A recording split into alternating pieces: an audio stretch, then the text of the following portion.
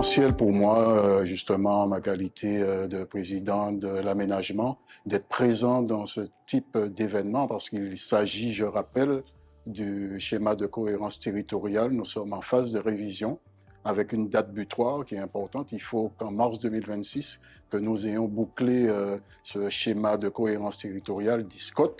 Donc, il était très important pour nous de travailler en amont, en atelier, avec l'ensemble des acteurs du territoire, avec le bureau d'études, avec les techniciens, les élus du territoire et autres, hein, puisque vous avez vu qu'on a eu la représentation de l'espace sud, que ce soit en termes d'élus ou de techniciens, de Cap Nord aussi. Donc il s'agissait pour nous d'avoir le maximum d'éléments, le maximum d'informations de façon à construire de façon collégiale un SCOT qui soit à la mesure et qui réponde aux attentes de tout un chacun.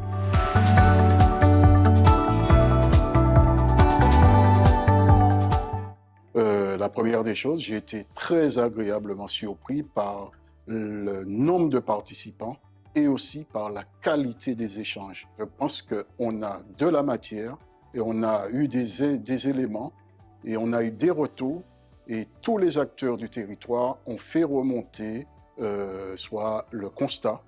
On a fait un constat qui est très important, hein, le constat de ce qui existe.